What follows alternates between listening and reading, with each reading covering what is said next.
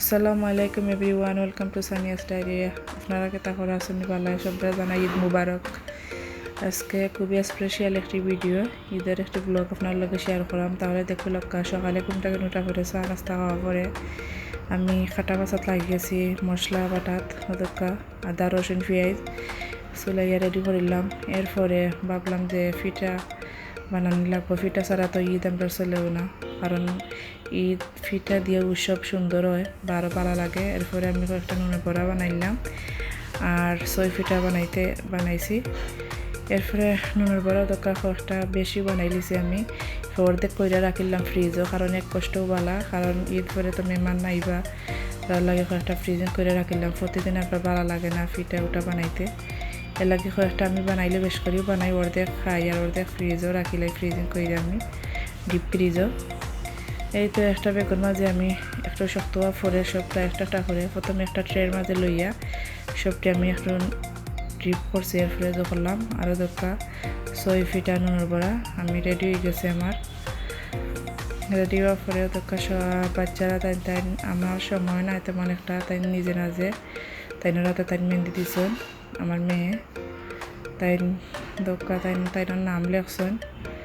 এরপরে আপনার বাই বাজারে গিয়ে টক দই আনছেন, আমার টক দই ছাড়া, কারণ মাংস টাংস তেমন একটা ভালো লাগে না, আর তাইনের খুব ভালো লাগে এর কারণে আনি লিছেন, খোয়া লাগছে না। এরপরে তোকে সকালে ঘুম থেকে উঠা পরে বাচ্চান তারা রেডি করার লাগে, তাদের কাপড় চোপড় রেডি করিলাম। কইরা বাচ্চান তোর খুব একটা সুন্দরও আলাদা লাগে, আমরাও ছোটোবেলা খুব এনজয় করছি, তারাও এখন খুব ভালো লাগে। তাও এরপরে গোসল করে তাদের রেডি করিলাম, ঈদের জমাতও দিবার লাগে। এরপরে দোকা আস্তে আস্তে ঈদের জমাত করে আমরা গরু আনি দিছেন। এখন গরু আনিয়া দোকা একটা হয়েছে আমরা সবচেয়ে বড় গরু।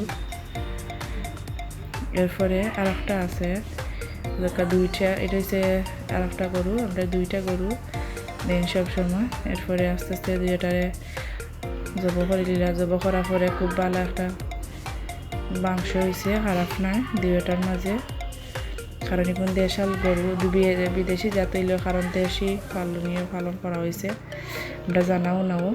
এরপরে তো আসসালামু আলাইকুম everyone, welcome to Sania's diary. আপনারা কেতা করে আছেন বালায় সবাই জানাই ঈদ মুবারক।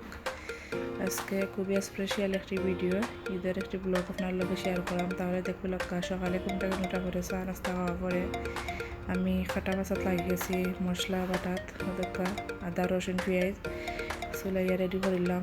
এরপরে ভাবলাম যে ফিটা বানানো লাগবো, ফিটা ছাড়া তো ঈদ আমরা চলেও না, কারণ ঈদ ফিটা দিয়ে উৎসব সুন্দর হয় বা আরও ভালো লাগে। এরপরে আমি কয়েকটা নুনের বড়া বানাইলাম আর 6 ফিটা বানাইছি।